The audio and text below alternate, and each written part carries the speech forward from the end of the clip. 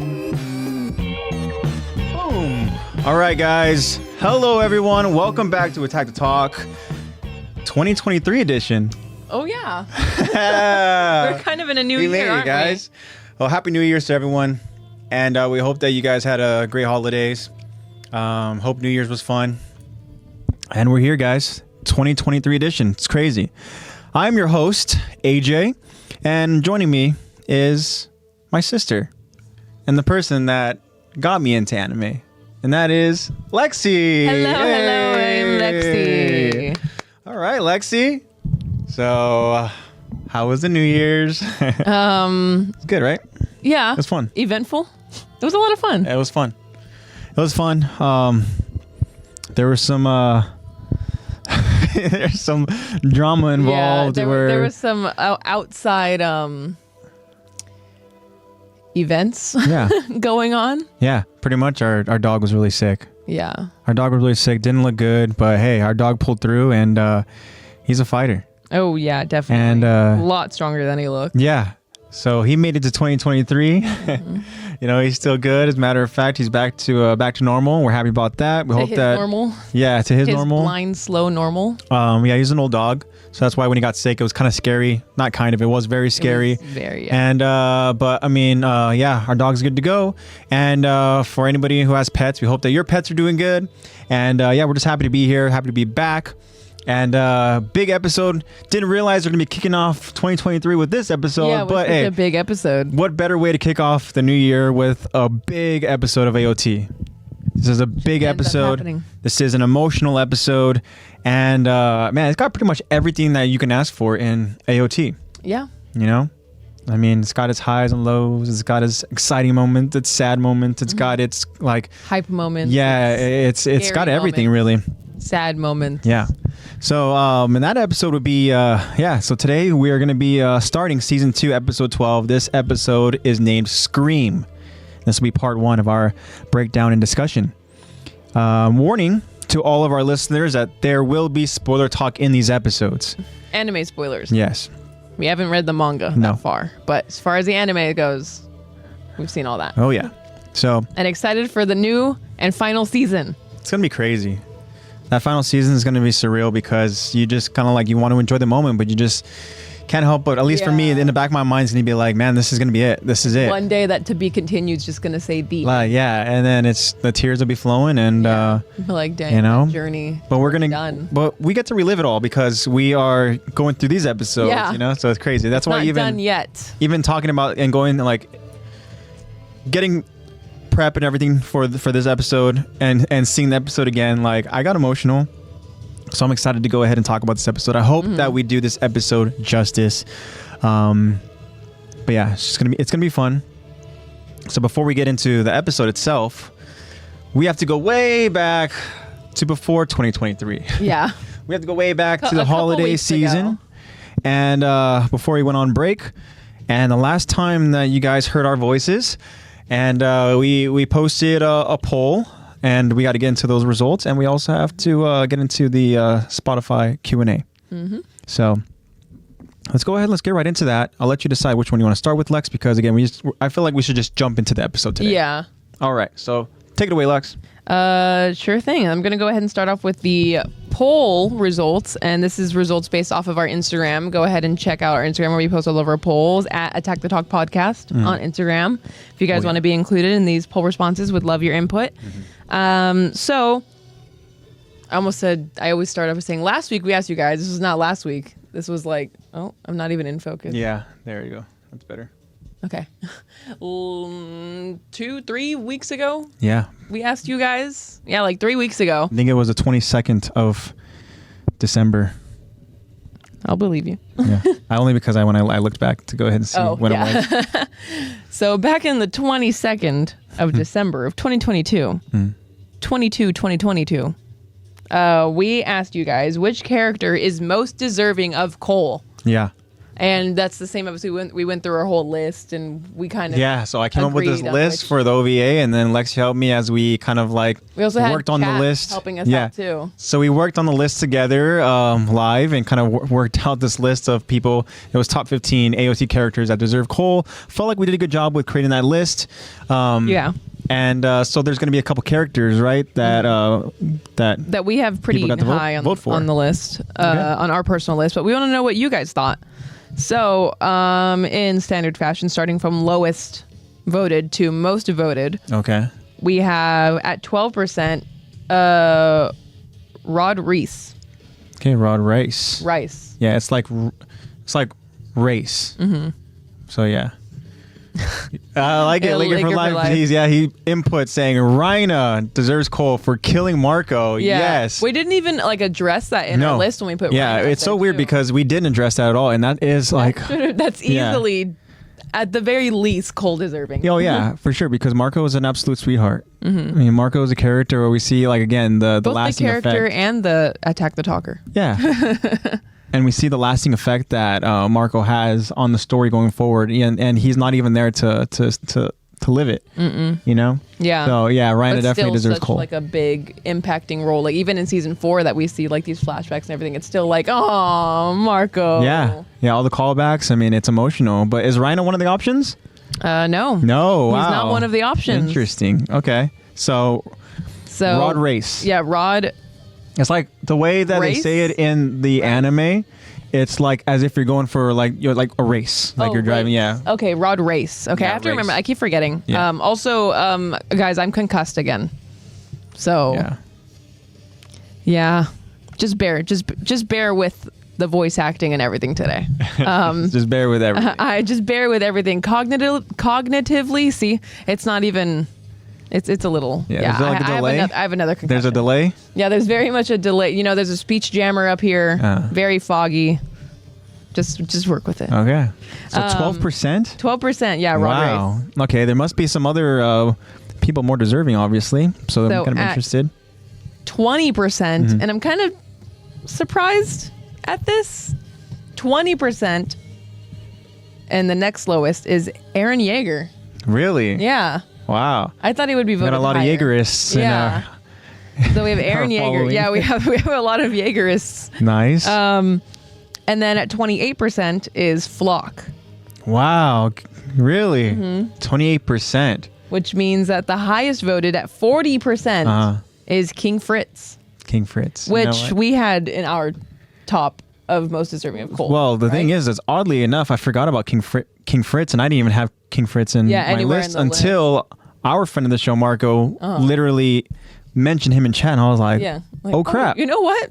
I forgot about this fool. Extremely deserving and of coal. Yeah, he is extremely evil, and but I believe he made it up to number 2 on our list. Oh, okay, most deserving behind Eren Yeager. Yeah, we had. Yeah, I was about to say we either had Eren or King Fritz as number 1. But yeah. Wow. Okay. That's very interesting because those were the 4 I believe in the top 4 of our list. And I believe it went the order that we had it was top Eren, right? Number 1. Number 2 was King Fritz. Number 3 was Flock. Number 4 was Rod Rice, I believe. Yeah, I'm pretty sure that's how we had it too. Yeah, and to find out, go back to our OVA episode. Go ahead and watch that, and you guys can go ahead and get the full list. Correct us. Yeah. Yeah, that was the episode we did right before the holidays, and it was a fun episode. But so highest voted by far is King Fritz. I mean, you can't go wrong with any of these options, of course, because they're all. I mean, there's arguments for that you can make for each character's case of why. At the end of the day, they all deserve coal. Yeah, it's just the argument of who deserves more coal than others. Yeah, who deserves the most. Actions were worse. I think Flock gets up there as second because he's just incredibly annoying. Yeah. Like not only is he a bad person, he's just annoying doing it too. Yeah. I mean, Flock. There is no. We talked about this, right? There's no redemption for him. There's like no redeeming quality. Like there's certain characters you're like, okay, maybe. And to be honest, I don't think there's any kind of redeeming qualities for any of these characters except for Eren. And even then, it's like when you go ahead and see Eren where he's at currently in this final arc. Yeah. is there a lot of redemption? I don't know. I see a lot of selfishness. I see, a lot of personal agenda stuff. Maybe yeah, we'll yet to be seen. We'll have to move around the list next year. Yeah, yet to be seen. But I mean, for King Fritz, not a whole lot of redeeming qualities. For Flock, same thing. And even for Rod Rice, I mean, there's no redeeming qualities for him, and they're all very scummy. Yeah. So, I guess with that, I mean, maybe that's another argument why Eren shouldn't be as high as we put him. Yeah.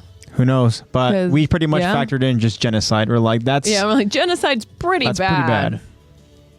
But if any of those other characters were in Eren's shoes, I think they would have gone to the extent of doing what Eren's doing, maybe worse. So maybe Eren is too high on that list. He's just a victim of circumstance because of what he's endured, what abilities he's given. Yeah. Everything, right? Yeah. So maybe Eren... Because that could be argued for sure. Yeah. It's like when you're put in that situation, like, obviously I'm not excusing mass genocide, but like, when you're put into the situation that Eren is, like, even if you did go through with, okay, fine, let's just euthanize everyone, like, I feel like regardless, that's still not like oh, cool, they're just euthanized. Like, it still is basically you're killing off a whole generation of people. Yeah. Like, that's genocide in a new font, pretty much. And you know who's to blame for everything? Is it not literally Eren? Rhina. Oh, Rhina. Yeah. So Laker for life, you're onto something, man. Rhina deserves to be on this list. Maybe we should have put Rhina up there. The reason why full circle here, we go back to the beginning, and Rhina is the one who causes the absolute just destruction of Eren's home. Yeah. Which domino effect into all the events happening, which now is the reason why Eren goes to Marley to go ahead and say, big F you to you, Rhina. I'm doing this. Guess what? I'm pulling that reverse card on Uno, and I'm making you feel exactly what I felt. Yep. And you like it. Yeah, this poll was a trick question. The answer is Rhina. He's not even on the poll. Yeah, clearly it's still open forum here. Yeah. I mean, we're starting this episode right, like picking up right where we left off with OVA. Yeah, so, pretty much. But that's very cool. Still love the input either way. Yeah. Of course. Thank you guys so much for answering on that poll. Thank you all. Next we have the Spotify Q&A. Yeah. And again, if you guys want to go ahead and answer these Q&As, it's Spotify with our episodes when we upload every Friday. Yeah. So we asked you guys, which character do you think would be the best gift giver during the holidays? Holiday they're all themed. holiday related, obviously, because it was around the holidays. Hope you guys had a happy holidays, by the way. Yeah. So we have our one response from our very loyal Attack the Talker, very loyal friend of the show, B Dennis 7. Yes, our main source of feedback. Yeah, our fact checker. He answers, if we're talking AOT, then probably a three-way tie between Historia for thoughtfulness, Sasha for some yummy half-eaten treat, or Hanji, a well-put-together gadget for long-term use. Also, Happy New Year, y'all. Happy New Year to you, too. I love that. Dennis, thank you so much. Dennis. Wow, I really love that response because not only is it just like, okay, let me answer it, but the way B. Dennis answers it in such a way where it's so like eloquent when he answers. He really describes the characters and their quality and what they would give. He fully understands. It's nice and descriptive. Yeah. Wow, I love it. And he says Historia because of her thoughtfulness, right? He says Sasha for the reason behind food, right? But he's not like we said, half-eaten, right? Half-eaten. Yeah, half-eaten. I love that. And then for Hanji because of, say it again? A well-put-together gadget for long-term use. Wow. I love that response. Yeah. Wow. There's no arguing. I completely agree. I feel like there would be a three-way tie. That's very insightful. Yeah. I think that's a perfect answer. It just depends on what gift you individually prefer more. Yeah. Just want some yummy treats. You want to. So which one would you prefer? Something efficient, long-term use gadget. But I guess if I asked you which one would you prefer, we don't know necessarily what Historia would go ahead and. Yeah. But let's say it's something that Historia pays she pays close attention to your interests, and she decides to get something that would go along with something that you would really appreciate. Yeah. Like I feel like Historia is the kind of person to put like a handwritten letter with every gift she gives, like talking about like how much she appreciates you as a person, and like would like make you cry. And Sasha's just like feel good. Like, oh wow, this is my favorite candy thing, or like my favorite. Thank like, you so much. Like you bought me dinner for the holidays. Thank you. How good. And then Hanji would just be like, here is a smartphone. Here's a new phone. I don't know what I would prefer. I'm gonna have to agree with B. Dennis and say it's a 3-way tie. I like that. Yeah. What do you think? I think that. What would you prefer? I mean, that's tough because I think for me, like the type of person that I am, I think I would probably prefer the thoughtfulness one. Yeah, because then it shows that person really like knows you. They really appreciate you. Like they're a great friend. And I love that. But I mean, I would just be so appreciative for any of the three. Yeah. Really. Yeah. So I mean, I think B. Dennis really hit the nail in the head right there. And that's like I think the perfect answer. I love it. Very cool. Yeah, thank you so much for that response, B. Dennis. Yeah. Go ahead and keep them coming. We always love what your responses. They're always so insightful. Yep. All right. So now that we're getting back in it, shake some more rust off. Yeah, let's just jump right into it. Because again, this is going to be a pretty lengthy episode. There's a lot going on here. So yeah, let's just jump into it. I don't think we should necessarily dive into recap because it does recap some events. So maybe we can kind of piece stuff together. Yeah. For anybody listening, you can go ahead and kind of piece stuff together too from pretty much the events that happened the previous episode, which seems forever ago because last episode was an OVA episode for us. Yeah, an OVA. Oh yeah. But yeah, I think that you guys will be able to. But there's a little recap at the beginning that we'll explain. All right, so let's do this. Again, guys, this is Season 2, Episode 12. This is Scream, Part 1. All right. The episode actually begins by taking us back into the past in a familiar location, none other than the Shiganshina district. We hear Carla Yeager, Aaron's mother, scolding Aaron as she takes care of his bruises and cuts. Carla tells Aaron, "You want them to think that you're strong? Exercise restraint. Try protecting Mikasa once in a while." Then as we zoom into Aaron's eyes, we see... As we zoom into Aaron's eyes, there we go. We zoom into the eyes of someone recalling a nightmarish memory. Aaron recalls the moment the Smiling Titan murders his mother by eating her. And then we snap out of it, back into the present, to see that same Smiling Titan just slowly now walking towards Aaron and Mikasa. We zoom into Aaron's eyes again to see that same look of fear that he had when he was a child. And we now go back to a moment that we saw in the previous episode. We see this large dust cloud as Jean, he rides his horse to escape this cloud. Jean states, "He's tossing titans now? That son of a bitch has gone berserk." And then we see Raina, in his armored titan form, still struggling with the titans that surround him. Raina then grabs a hold of a titan and then launches it towards the scout's location, letting out a frustrated, pissed off, armored titan roar as he does it. The titan flies and crashes past John, but the impact still sends dust and debris flying towards John. Commander Irvin takes notice of the incoming titan as we see another titan. There you go. We see another titan soaring in the sky, but this time it's headed towards the commander of the scouts. Commander Irvin, he takes notice of the incoming titan as he retreats on horseback with one arm. The titan crashes and rolls onto the ground and is somehow able to roll up onto its feet as this titan now begins chasing after Commander Irvin. Ymir's titan nearby suddenly notices as she stops running for a moment. Ymir now begins running in the direction of the commander as we see Ymir inside of her titan body, and she says, "Damn you, Commander Irvin. I had this all planned out. Why'd you have to go and screw it up?" And then Ymir's titan rapidly gets closer to Commander Irvin and then lunges towards Commander Irvin.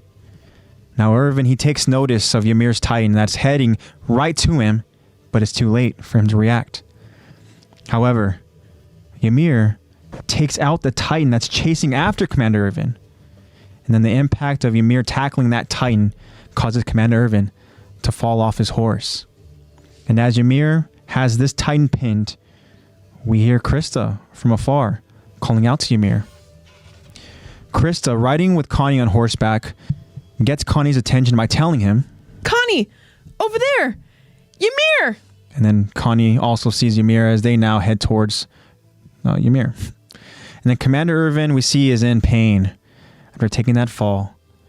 And he's losing a lot of blood because of that missing arm.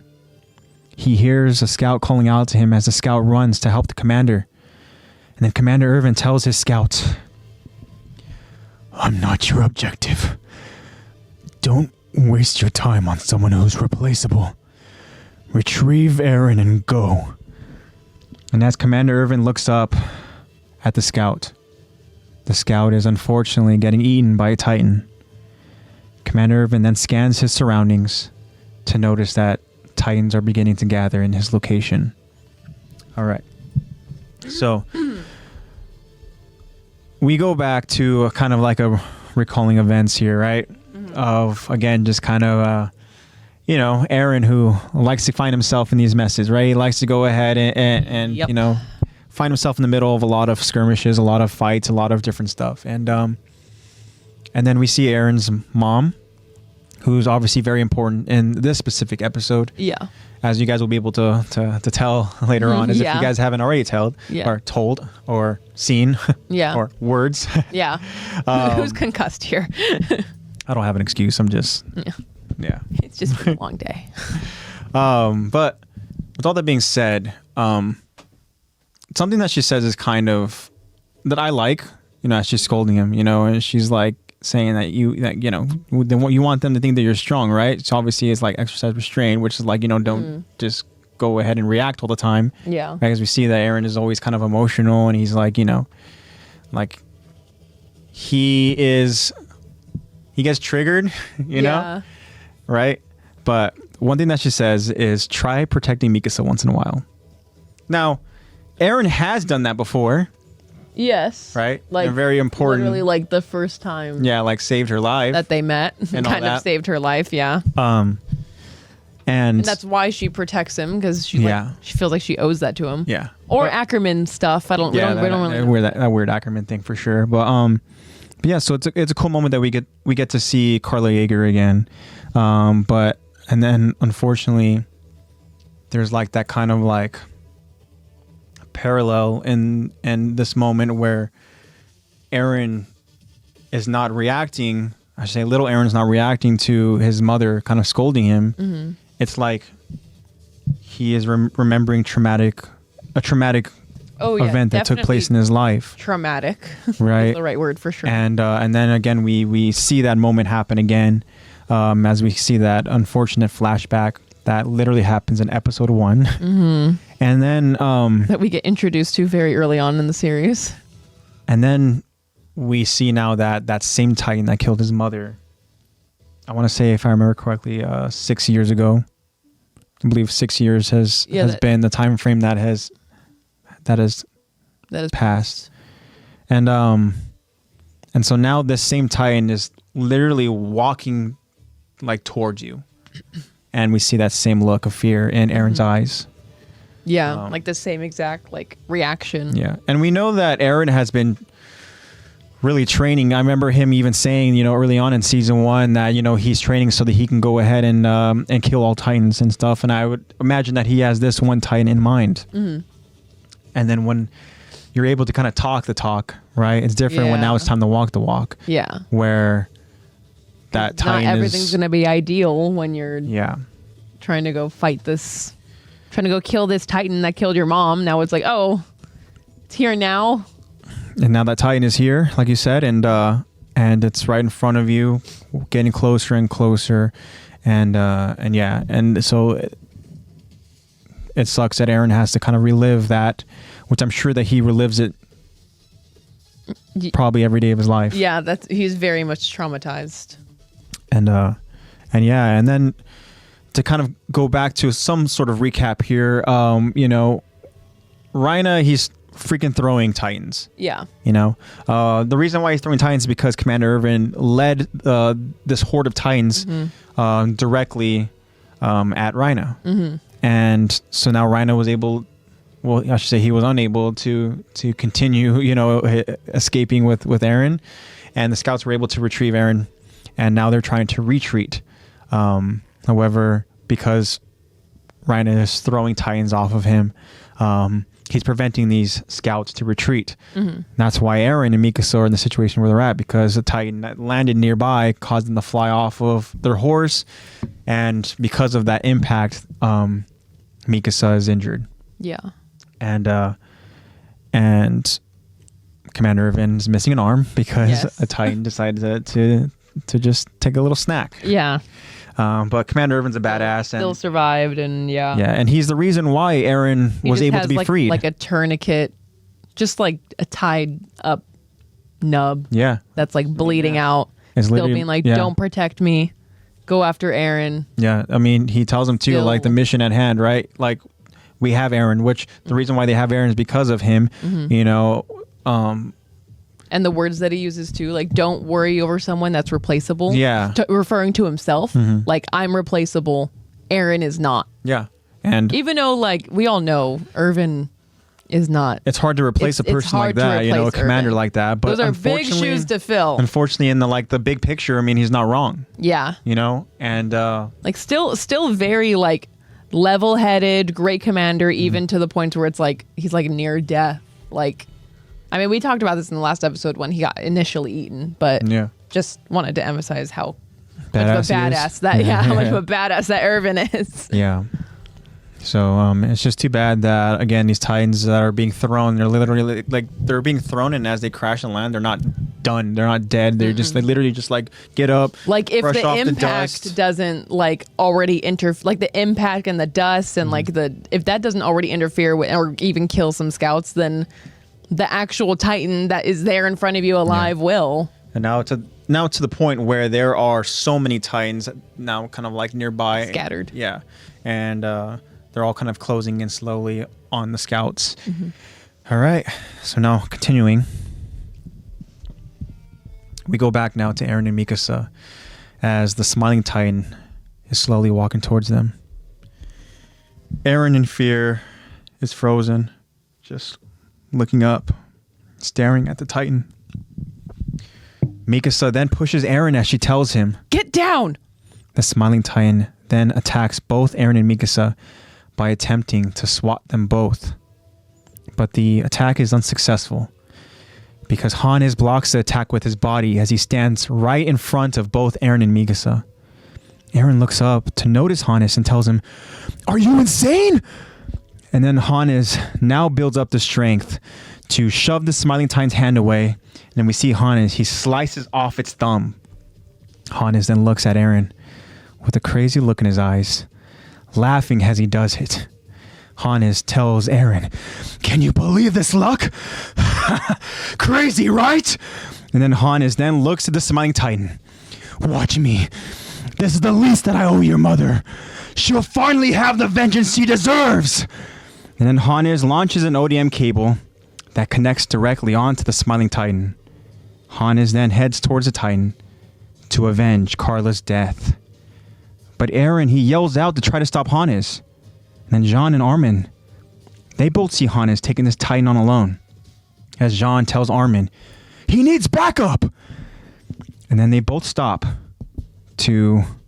Well, they both suddenly stop, I should say, right? No, actually, I'm getting ahead of myself. That's twice already I've done this. A little excited. As Jean and Armin, they try to get to Hannes, they both notice that, again, Titans are flying towards them. And they both stop to avoid the incoming Titans that are crashing around them. Armin looks at the armored Titan as he says, "Rhina, what the... Doesn't he care if Eren gets eaten?" And then Jean, on the other hand, he yells out to Rhina, "Move it or lose it, asshole! I'm tired of your shit!" And then Jean and Armin, they now have to clear out these surrounding Titans. And then now we return back to Ymir's Titan. There's going to be jumping around in this episode. And so now we return back to Ymir's Titan as we see her biting a Titan's head and ripping it clean off of its shoulders. Krista yells out to Ymir, "What are you doing?" And then Krista, she gets Ymir's attention as Ymir turns to look at Krista. Ymir, inside of her Titan, responds to Krista's question by telling herself, "Honestly, hell if I know. Do I trust Rhina? Or gamble on the scouts and hope for the best?" And then we see Ymir really struggling with this decision. Ymir, she decides to follow Krista, Connie, and Sasha. Ymir continues thinking to herself, "Suppose I actually managed to live through this. What good's another day on borrowed time? Life inside the walls will be a nightmare. That's a fact. This may be my only shot at bringing her over to the other side. I'm just one person. I can't protect her forever." And then Krista uses her ODM gear to land back with Ymir. Now Connie, he's confused and worried, and he calls out to Krista, but Krista tells Connie, No more. Sorry. From now on, I'm Historia." And Historia, she now asks Ymir, "Okay, so tell me, what did you mean exactly by handing me over? Would it really have saved you? Or was that a lie?" Stupid question. Of course it was. Why then? Why go to all the trouble? Was it me? And then Historia suddenly realizes. You were trying to protect me again. And then Connie yells out to warn, "Heads up!" as a Titan stands directly in their way. And Historia, she continues, Listen to me. You need to take your own advice. You understand me? Stop putting yourself on the line. You need to live your own life. Live it with me. And Ymir, inside of her Titan, listens very carefully. I never told you this before. But however bad things get, as long as we're together, I'm not afraid. And then Historia now leads the charge as she leaps and uses her ODM gear to go after that Titan that's in their way. Connie and Sasha, they follow her lead as they do the same. And Ymir, in her Titan form, roars as she too follows Historia's lead. Cool. So we have her, we have Historia taking ownership that she is Historia. Yeah. And before she used to be very not embarrassed, but like she was, well, I guess you could say embarrassed, very much trying to hide that whole history and everything, which, I mean, we understand why. But even, like, she's not even aware of what extent, like, that whole kind of, you know, the family aspect and like the the royalty part baggage of it. that the name Historia and it's like not till being part of the race family hold. Unfortunately, she's going to go ahead and find out about all that. Yeah. But she's not trying to live a lie anymore because that's what, you know, Ymir has been kind of preaching, like, don't live a lie, like, take it from me. I know what it's like to live a lie. Don't live a lie. And then you have Historia preaching the same exact thing to her, like, live for yourself. Yeah. And You're trying, I know that you're trying to protect me. You're putting yourself in danger because you're trying to protect me. And we see, like you said, I mean, she's taking ownership and she's also now taking charge right now because she is leading the way, right? And we see now these other characters are kind of following her lead, which is going to be a cool little foreshadowing moment going forward. But she's taking charge, and then we see another character who is also taking charge, taking matters into their own hand, and that is Hannes. Yes. Hannes goes and he sees the same Titan that he could not protect Carla from. He thought he could. He probably, like, we know how much he regrets that because we even have in like later episodes after that instance, like how he feels like Eren like hates him for not being able to, and he's like so moved that Eren is like, no, I understand. Like anyone in your position would have reacted that way. Like it's fine. And Hannes just feels like this intense guilt. He feels like responsible for her death. Yeah. Which I mean, and then to see we see now the Titan in front of you. It's almost like there's this weird sense of excitement coming from him where, you know, he's showing that same confidence. It's like unhinged excitement. He's kind of in a way showing somewhat of the same confidence that he showed in that first episode of season 1 where, you know, he's like, come on, Carla, don't underestimate me pretty much, you know? And as soon as he kind of gets closer and he sees that Titan and he sees the look that Titan's giving him, like, oh, like, and he's like, oh, actually, crap. You know, it's real.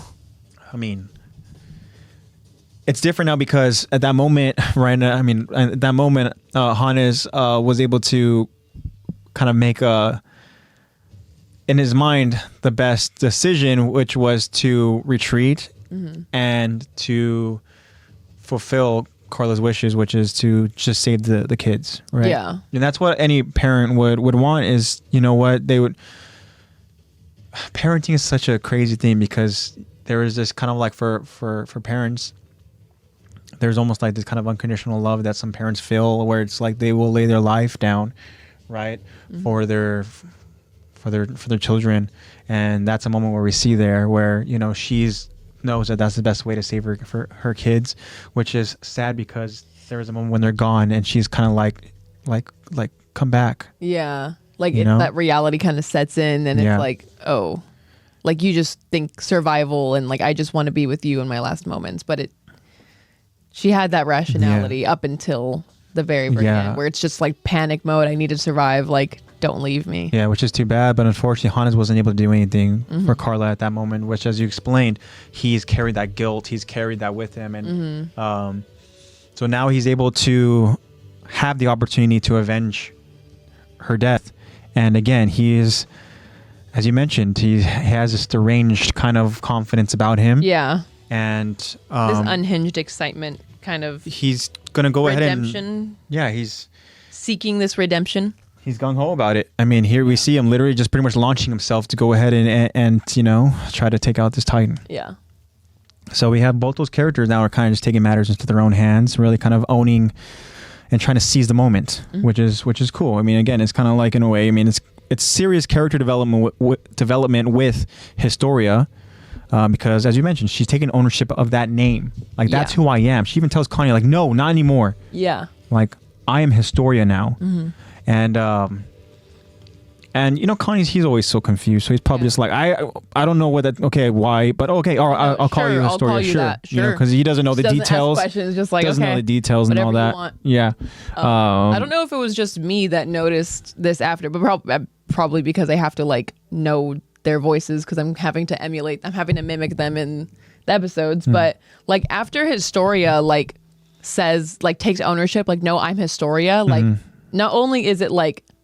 It kind of like symbolizes this kind of maturity because when she's talking to Ymir immediately after saying, no, I'm Historia, call me Historia, her voice gets like, it sounds more mature than it ever has. Yeah. Like a little bit deeper, but it's just like the way, it just sounds more mature. So. It just sounds more bold. Yeah. Yeah. You know, it sounds more confident for sure. Like she doesn't sound like this little mouse. Like she sounds like this confident woman. Yeah. Which I mean, great detail. Not only shows, it like actually shows like this new like bold mentality that she's taking on now.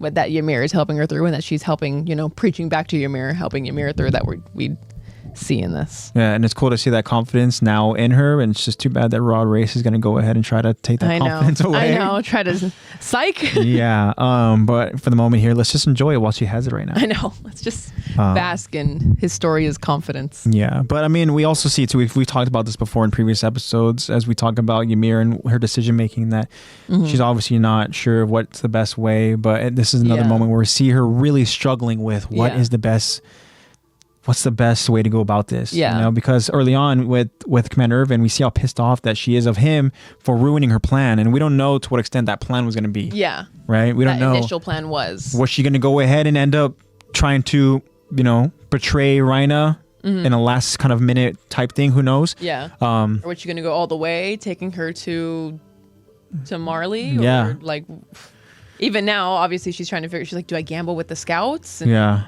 hope, or do I like, is there even life inside the walls?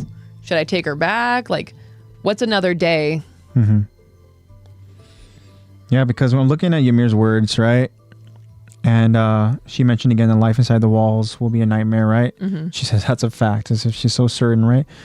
And then she says, I'm just one person, I can't protect her forever, obviously referring to Historia.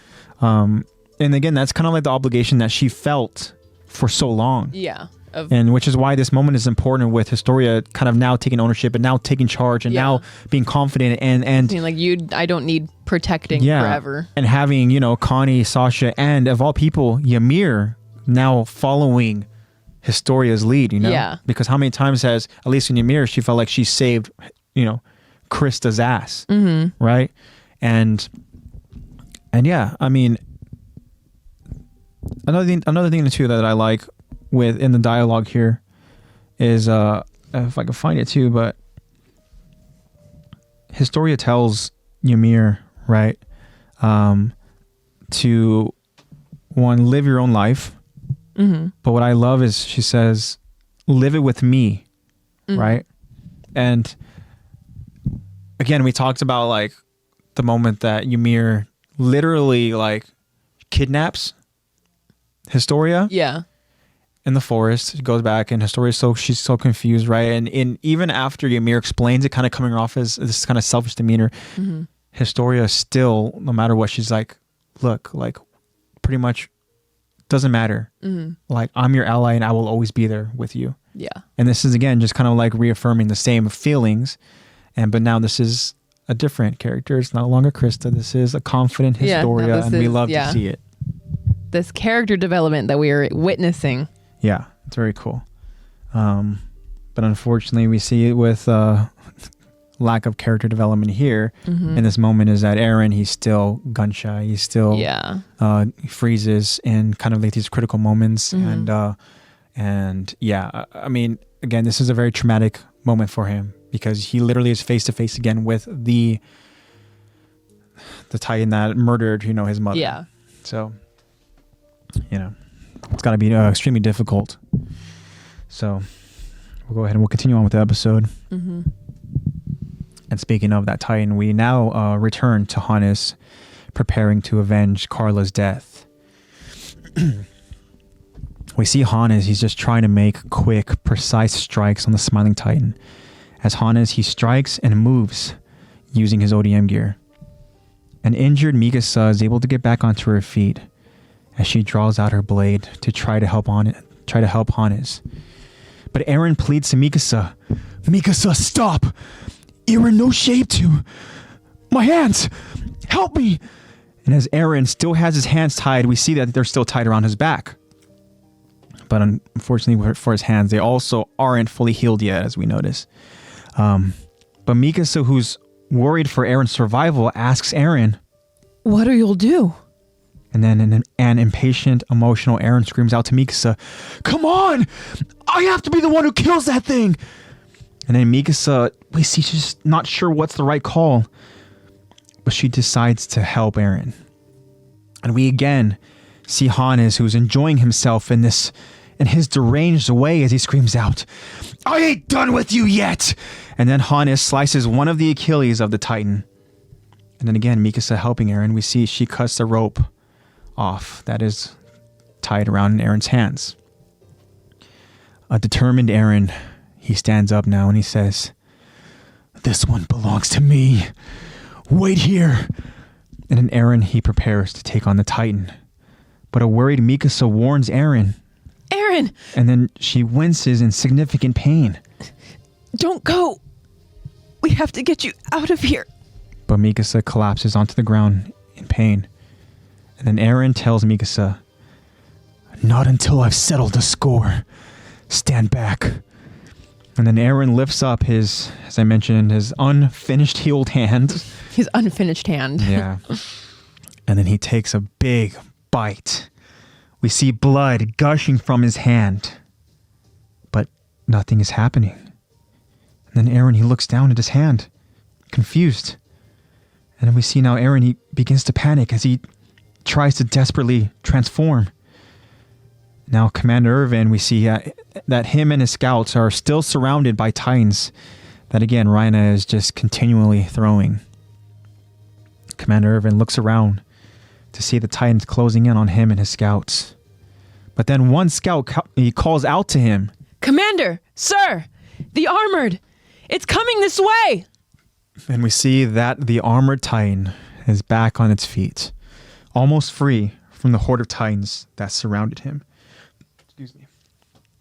And then Rhina launches another Titan.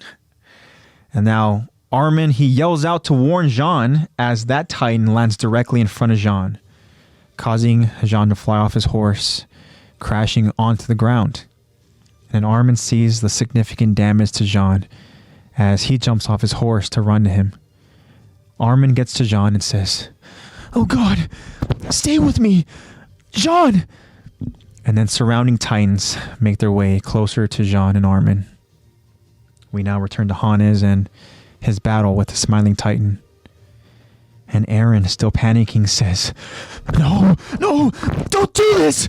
And then just blood continues to gush from his hand, just as he constantly is just taking bites and bites. "Not now!" But, or I should say now, Mikasa, we see is struggling. Just seeing Eren just ripping chunks off his hands.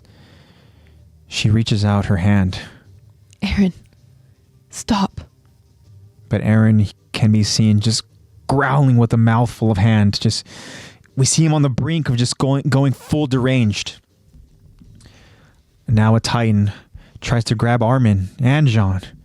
As we see Armin, he is against a tree, protecting an unconscious Jean by holding him with one arm and sticking his blade out in front of the Titan with the other. Armin is just yelling in fear, trying to do whatever he can to protect Jean. Meanwhile, the armored Titan throws off the last Titan, now freeing himself so that he can continue his pursuit. We see the commander on the brink of passing out as a scout takes out a Titan that was headed for the commander. And now Hannes, he continues his strike as we see that he takes out the other Achilles, dropping the Smiling Titan to its knees. Hannes gives a confident smirk, seeing the Titan drop, but the smirk quickly fades as that Smiling Titan surprises Hannes by grabbing hold of him. And now Eren and Mikasa both stare, stunned, as that Titan now has Hannes. And then Eren now panics even more as he continues just biting his hand. We hear Hannes screaming in the background as Eren tells himself, "Come on! Transform, goddammit! Don't let this be for nothing!" And then the Smiling Titan tightens its grip as Hannes' screams become muffled. The Titan opens its mouth wide and takes a bite. Mikasa and Eren are now frozen as blood falls from the Smiling Titan's hand. Hannes, inside of the hand, takes one last look at Eren and Mikasa. Eren drops to his knees, tears in his eyes, begins sobbing. But then, the sobbing turns into intense laughter. Mikasa watches as Eren tells himself. I was going to say, big. Mm-hmm. A lot of narrating.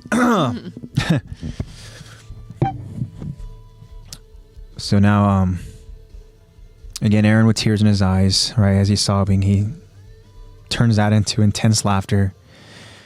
And Mikasa watches as Eren tells himself, "Look at you. You haven't grown up one goddamn bit. You're still as useless as you ever been. Nothing's changed." And Eren, he just continues to sob and yell. And then Mikasa begins to tear up. And Eren stops and continues to say to himself, "I'm sorry, Mother. I still can't do anything. No matter how hard I try. I'm just a worthless kid." Then Mikasa interrupts by softly saying, "Eren." An emotional Eren gets up to see Mikasa there right beside him. Mikasa leans in closer to tell him, "Stop. That isn't true." Mikasa, with tears in her eyes, gives Eren a warm smile. Eren takes notice as he stops sobbing. The camera pans to show both Eren and Mikasa next to each other, eyes locked as Titans behind them get closer. We now see Armin, who's struggling with keeping him and Jean alive. We see the Smiling Titan with Hannes' blood all over its chest, finishing the job by eating Hannes. But then we hear Mikasa's soft voice as she tells Eren, "Hey, thank you. I've been meaning to tell you that. For fighting. For always standing by me. Thank you." And we see the same purple flowers surround Eren and Mikasa. We see one scout standing in front of an injured Commander Irvin to protect him. We see Historia leading Connie, Sasha, and Ymir against Titans. And Mikasa continues. For pushing through. For showing me how to live with purpose. I'm grateful. My scarf. For always wrapping it around me. Thank you. As Mikasa gives Eren that cute look. And you guys know that look. And now the sun begins to shine down onto Eren and Mikasa as Eren continues to stare into Mikasa's eyes. Eren stands right back up and stands in front of Mikasa to face the smiling Titan. Eren then looks at Mikasa to tell her, "Mikasa, I will always wrap your scarf. Always and forever. That's a promise." And then the smiling Titan begins to reach for Eren and Mikasa, as we now notice that Eren's body fully healing itself so just suddenly. And then Eren, he clenches his hand as it's surrounded by steam. And then he yells out as we get a close look at his face with the Titan marks around his eyes. The Titan's hand is about to reach Eren, but Eren meets it with a punch of his own. And as Eren connects with the Titan's palm, nothing happens. But everything just stops. And then suddenly, Reina and Bertolt are both affected by this strange internal shock. The smiling Titan now retreats its hand as Eren just fiercely growls. And then suddenly, surrounding Titans, they stand up and they run towards the direction of the smiling Titan as Eren stands tall and screams out. Eren throws a punch and then a Titan goes flying in the direction of the smiling Titan to tackle that Titan. And then all of a sudden, Titans now feel compelled to head towards the smiling Titan. As we see Armin, he's confused to see that Titan that was in front of him trying to get to him and John, just leaving them. A horde of Titans now can be seen running and just dogpiling that smiling Titan. And then the horde now begins ripping that smiling Titan to shred to eat the Titan to death. Commander Irvin watches in astonishment. Historia, Ymir, Connie, and Sasha all watch in confusion. The Titans continue ripping the smiling Titan apart as Eren escapes with an injured Mikasa on his back. And as Mikasa and Eren both look back at that devastation, Mikasa asks, "Why are they? What's going on? They're eating it!" And then Connie and Sasha, they see this as the best moment to retreat as they get back to their horses. And Historia, she agrees. But we see Ymir just continuing to stare. And now Ymir, she thinks to herself, "That's what this is about? No wonder Reina was desperate to get his hands on him. Maybe there is a future inside the walls.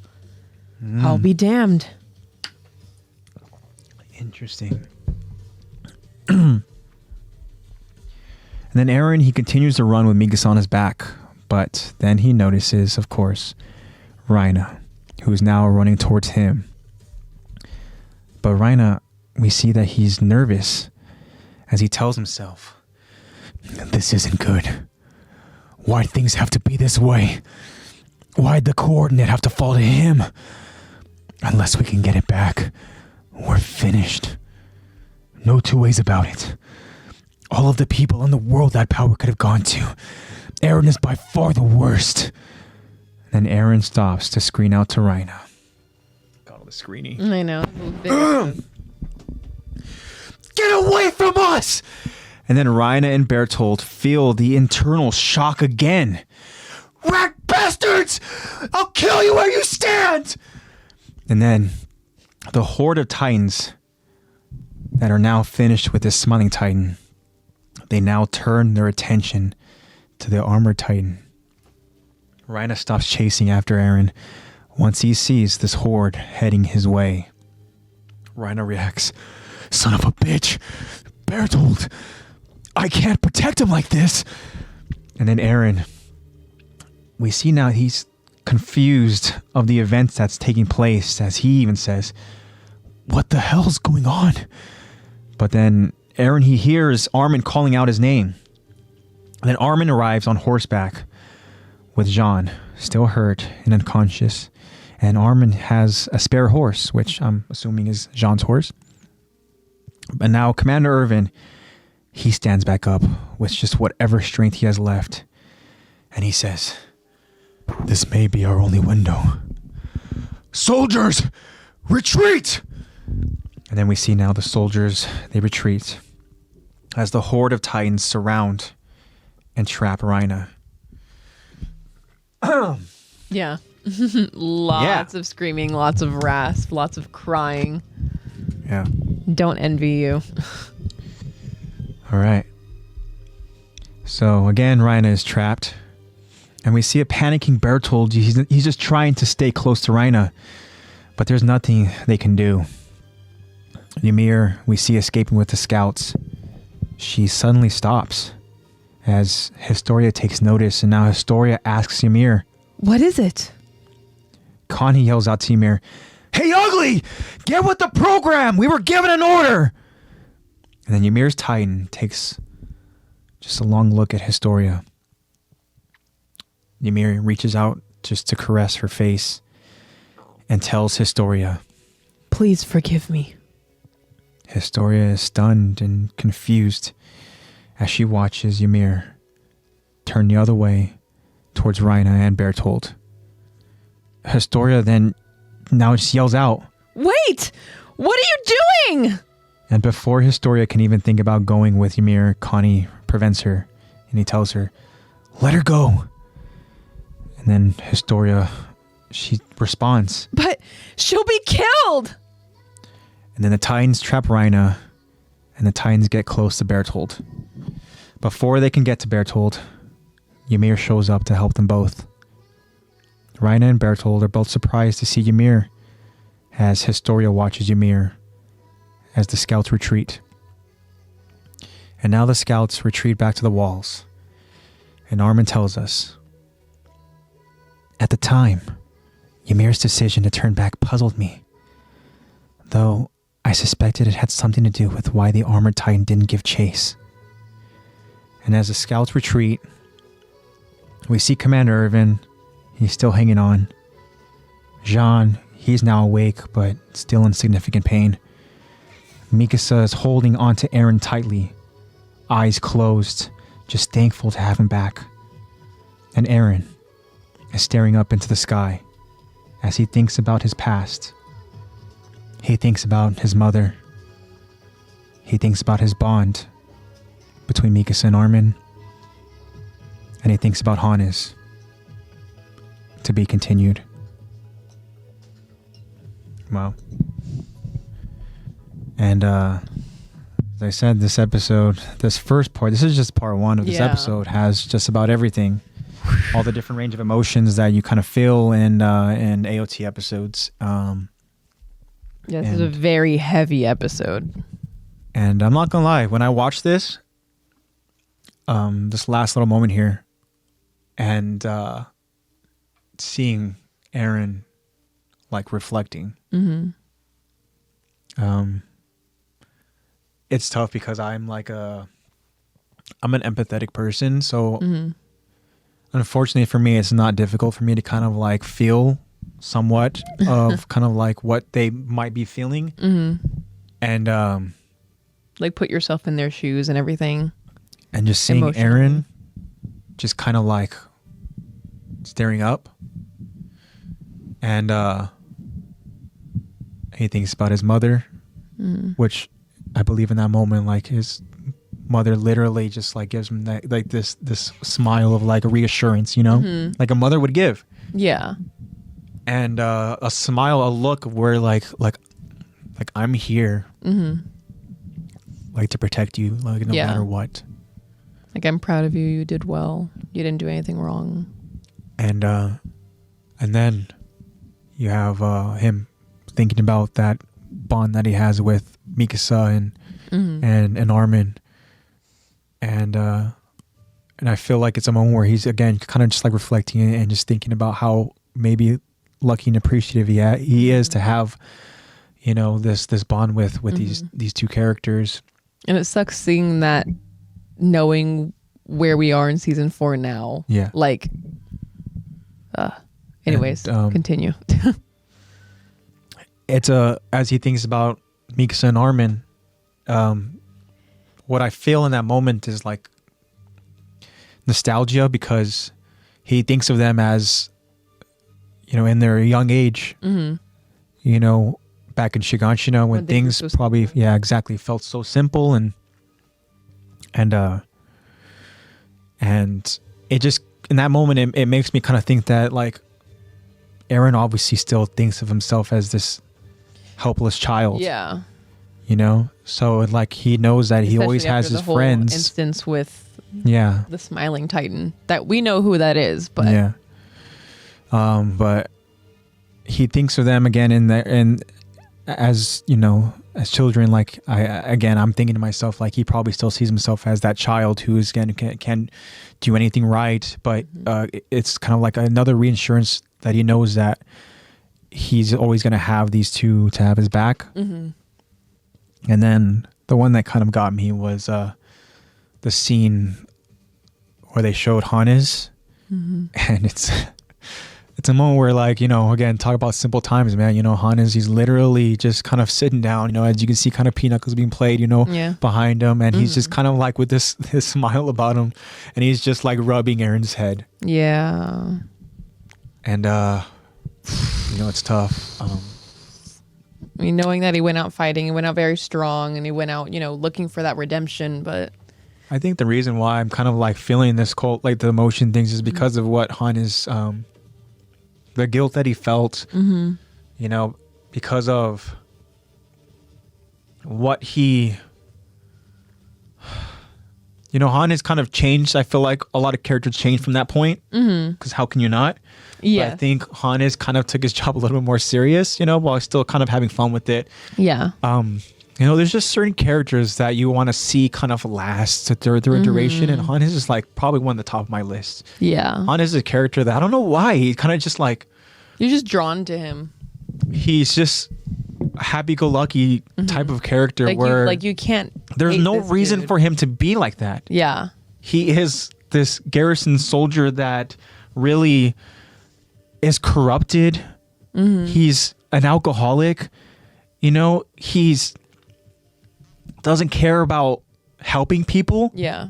He's in this authority figure kind of thing. Like, he can tell people what to do. People don't really need to tell him what to do. He could very easily just have this easy, like, mean life. Like, it could be so easy for him to just be this bully, mean dude. He's not. Every reason to have the same mindset as like the MPs. And then Hannes is just different. I just love how honorable that man is, you know, because, you know, he went out just like fighting and stuff, you know, because a lot of characters, they don't necessarily do that. Yeah, knowing that he carried that whole. There's this sense of fear that always holds a lot of these characters back. And seeing Hannes, and again, for anybody that's watching this on Twitch, I don't know why I'm getting so emotional like this. I really don't, because these are characters that are created by an amazing creative individual. Such an amazing. It's such amazing writing. You can't help but feel emotion. Like, you can't help but feel the story. Like, you can't just watch and not feel something. Like, from literal episode 1, you are immediately thrown in to feel this empathy, to feel this shock, to be like, what? Processing all of these emotions. And yeah, Hannes, like you said, he's just one of those characters that's just like damn. Hannes is one of my favorite characters because I wanted to see him get that aha moment. He's one of my favorite characters because of just again, he has no right to be this way, but because of how like caring he is, and you really you see that he has a heart, you know, and I love that he had that kind of fighting spirit. As I mentioned earlier, talking about Aaron's mother, Carla, that, you know, as parents, you know, a lot of parents feel compelled to just do whatever they can to protect their children. And I kind of interpreted this where it's like, man, you know, like Hannes is kind of like that father figure that is going to protect these kids that they were just in this district where he was just kind of placed at. Yeah. You know, where this reckless kid and this, you know, this crazy weird prodigy of a little girl that kicks ass, and this super intelligent little nerdy kid. Yeah. And the best trio.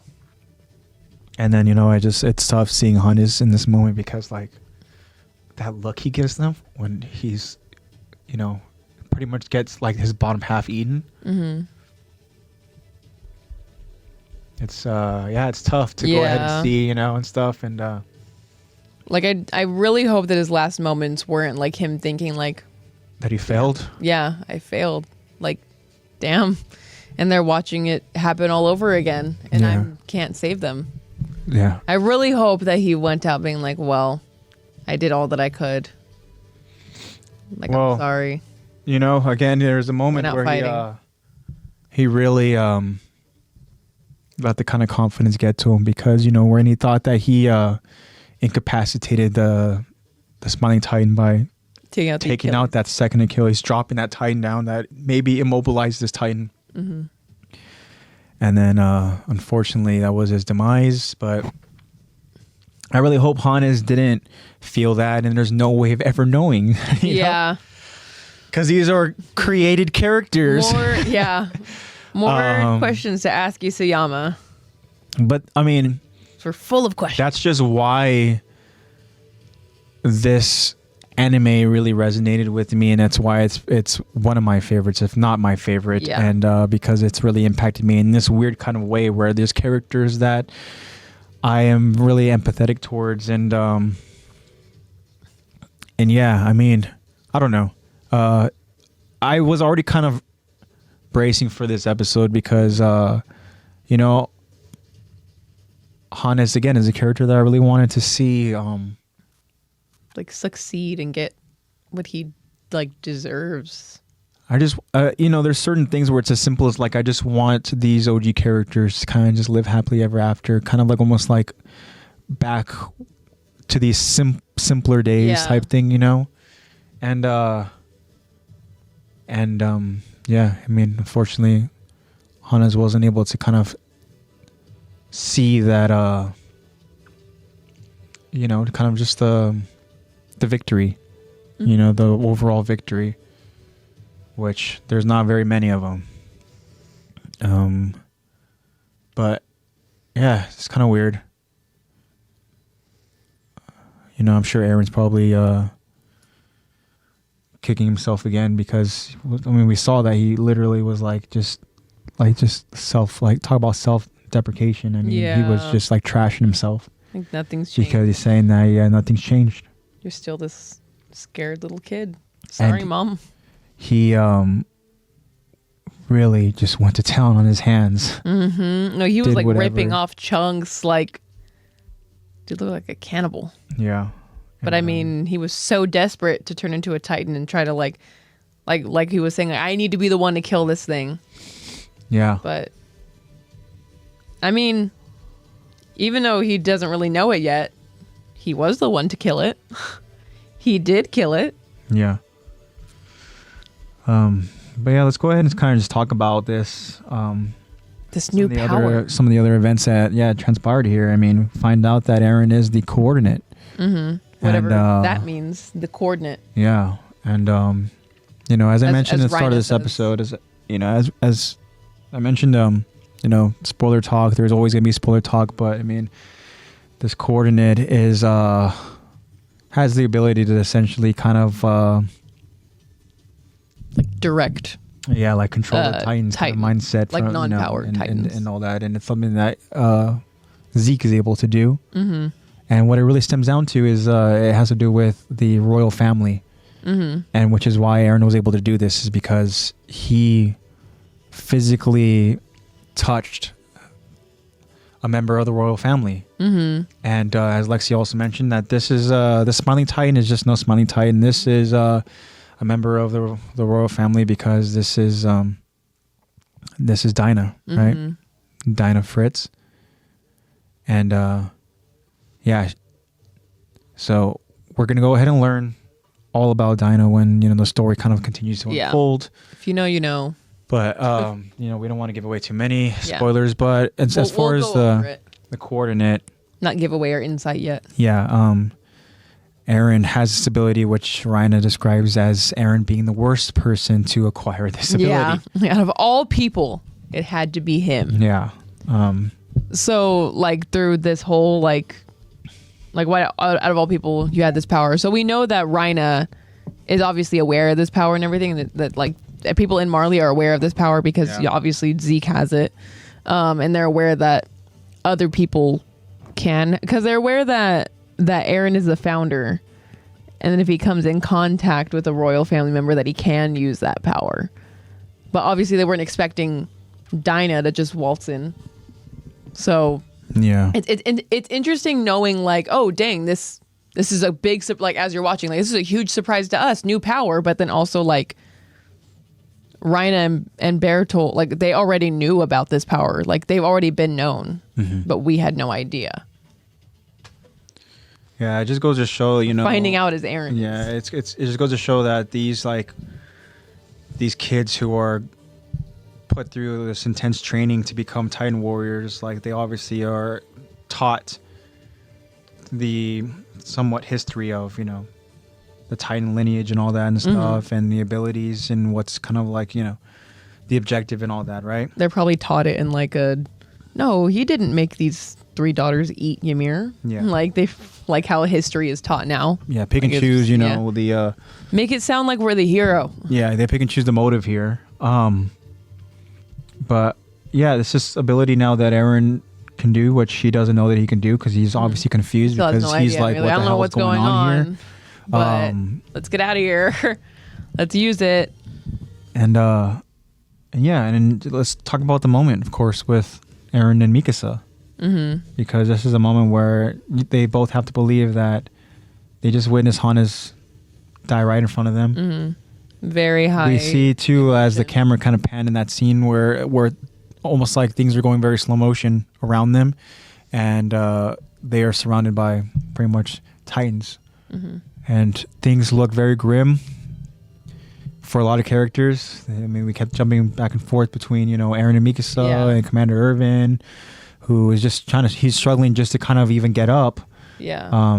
And then even Victoria. Yeah.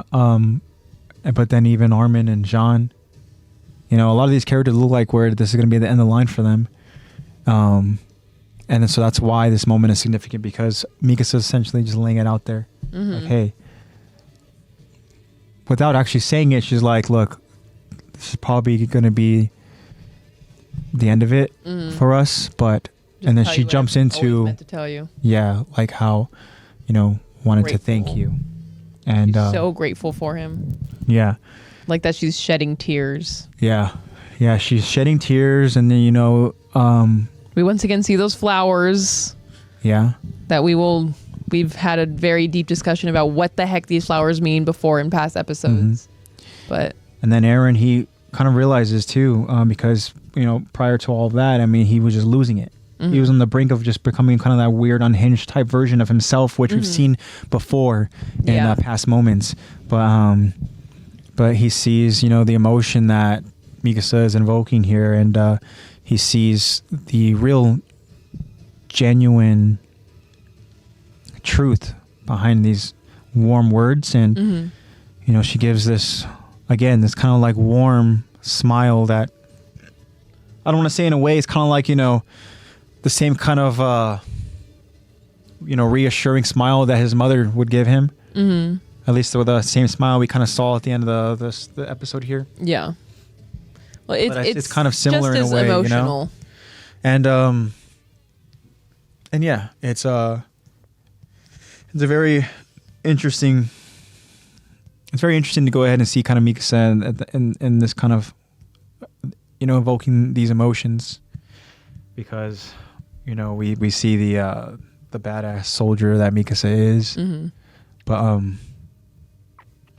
yeah, it's cool. Again, we talk about, like, as I mentioned at the end, when Eren kind of really recalls that bond that he has with his close friends. Like, he sees, that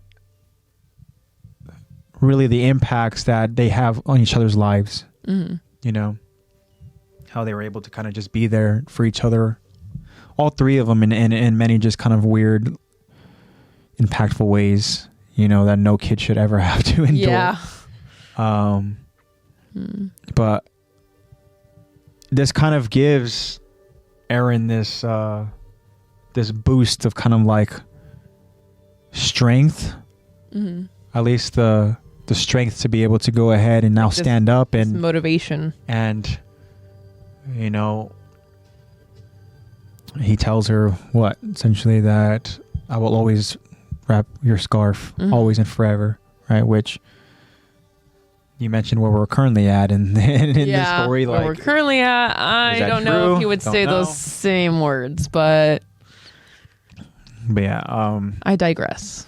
But yeah, so this was the kind of like this was the push that Eren needed, and this push is because Isayama was too timid and mm-hmm. afraid to allow them to go ahead and show a little bit more emotion. Yeah. Because he admits that he was like, I was too shy to make them like kiss or profess their love to each other in this scene, mm-hmm. but I wish I would have. Yeah. Like, oh, what? Yeah. Dang.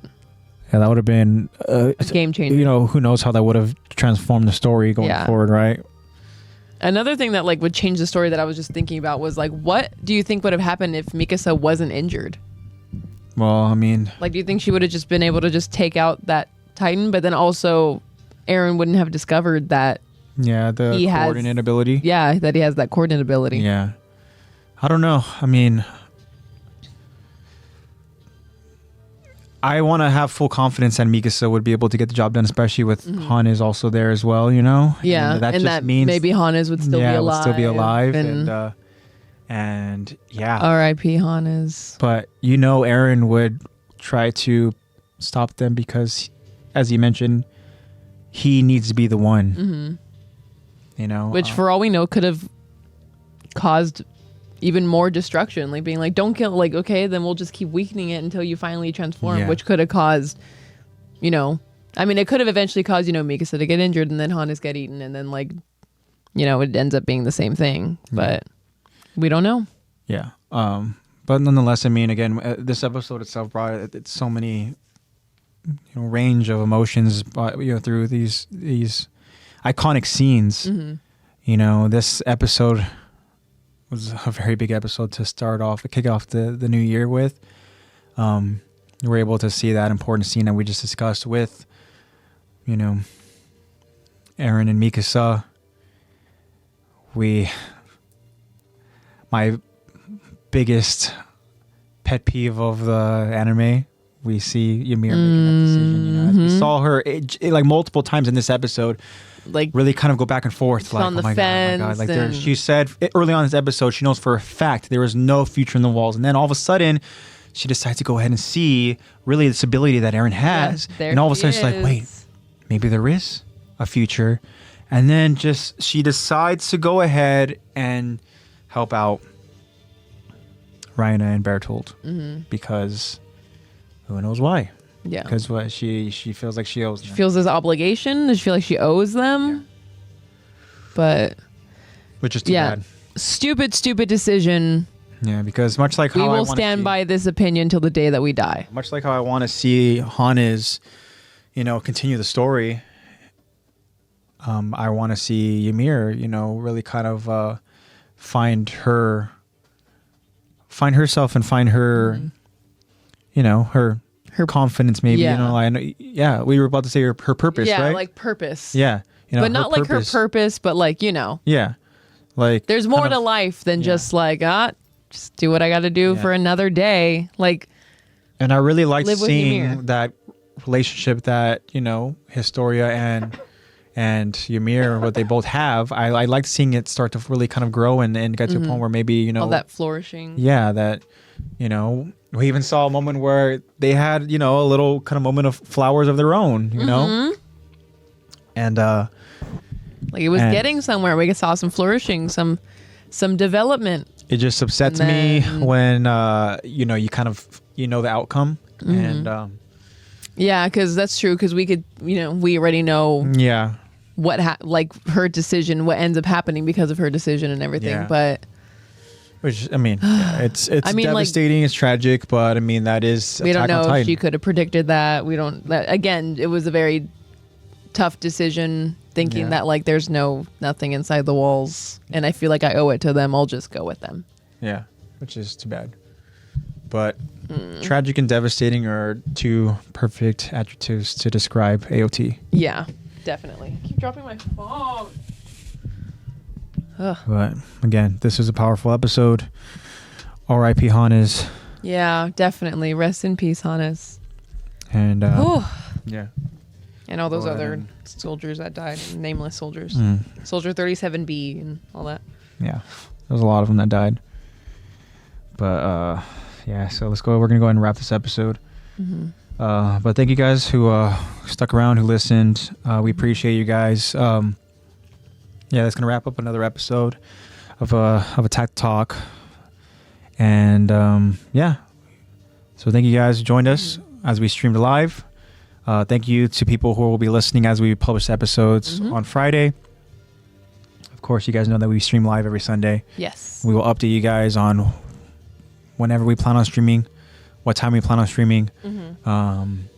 And you guys will get your updates on Instagram. As Lexi said at the start of the episode, the Instagram itself is at Attack to Talk Podcast. Make sure you guys follow again for those updates.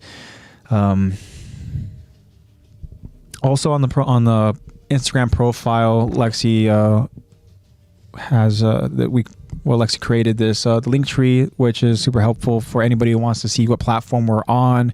The link tree is just boom, boom, boom. You want to watch us on YouTube, there's a link in the link tree for that. If you want to watch us on Twitch, there's a link tree for that. If you want to listen along over on Apple Podcasts, if you want to go ahead and watch us and listen over on Spotify, it's all there, guys. Whatever works for you. Yeah. So thank you again, Lexi, for that link tree.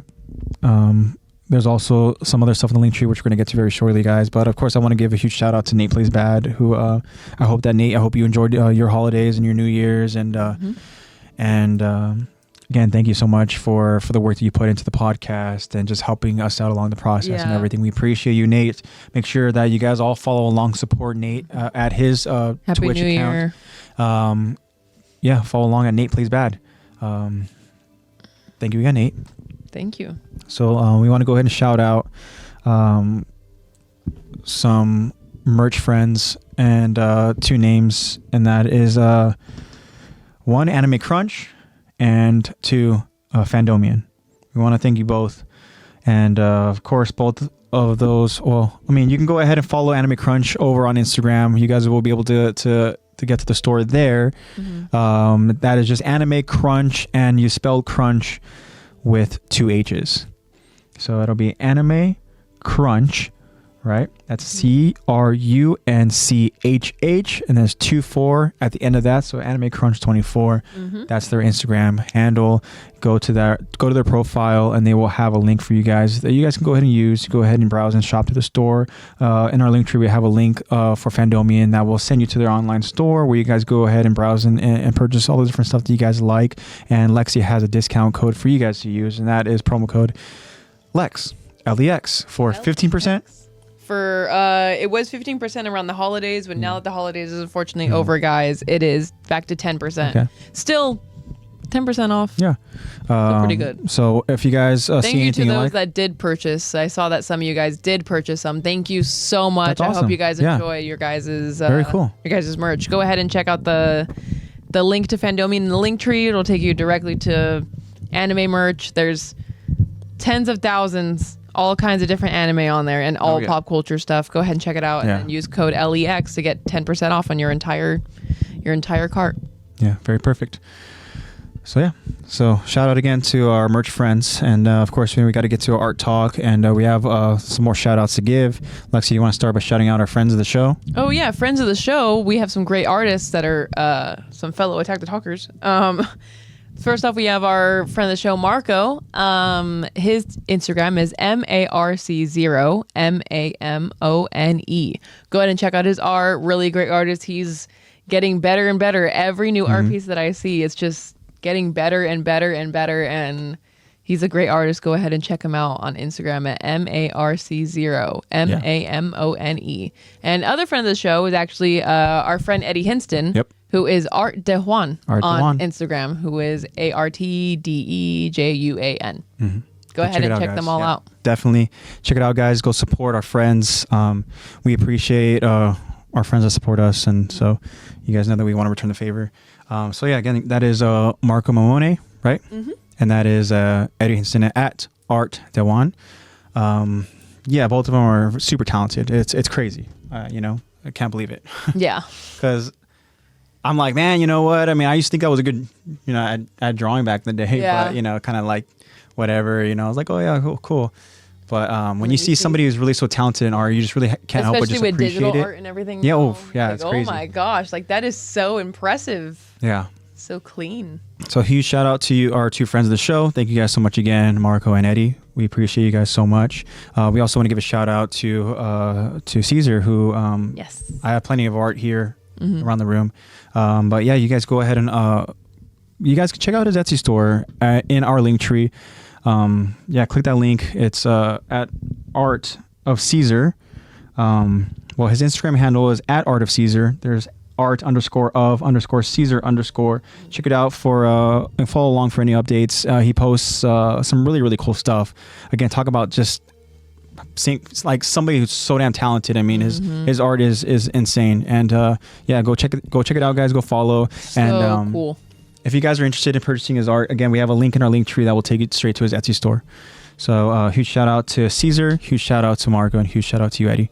Thank you guys again so much for all the support. And for everybody, I mean, just anybody who listens, thank you guys so much for the support. We appreciate you guys. Again, we hope that you guys enjoyed the holidays. We hope that you guys had a fun and safe New Year's. Yes. 2023 is here, baby. And, let's make it a good year, guys. If anybody has any sort of New Year's resolutions, plans, whatever the case is, any aspirations, dreams and stuff, just keep chasing them, guys. Yeah. Keep pushing through. And it's going to be hard, but everything that is worthwhile doesn't come easy. If it was easy, everyone would be doing it. Exactly. So just keep pushing. Just know that people love you, and we're gonna go ahead and get to the close, guys. So remember, guys, look out for future Spotify Q&As and for future poll questions. You guys know that we always appreciate your guys' feedback. Shout out again to our main feedbacker. Yes. Right? Is that what we're going for? Feedbacker? No, but huge shout out to you, B. Dennis. Very insightful. Yeah. I mean, B. Dennis just really gave us, like, in my eyes, for that specific question that we asked was like the perfect response. Yeah, and I loved such it. a great response. And to be honest, I didn't know what the perfect answer was going to be until you read that word. Yeah. Or you read his response. Yeah, that response. Yeah. So B. Dennis, thank you. Shout out to you. Shout out to everybody. Shout out to Laker for Life. Shout out to all of our friends. Thank you guys so much again for supporting us. We love you guys. And Attack the Talk. We'll see you guys next week. So with all that being said, you guys know that Attack the Talk loves you. We hope that you guys spread love and positivity. I'm AJ. And we're buffering. Yeah, we are frozen. Yeah. And hopefully you can still hear our goodbyes. Yeah. But yeah, guys, I'm AJ and I'm signing off. Love you guys. We'll see you guys next week. And go ahead. Yeah, I am Lexi, and I'm also signing off. Yeah, hope to see you all next week. And yeah, be safe, spread love. We love love. We hate hate. Bye. Bye, guys.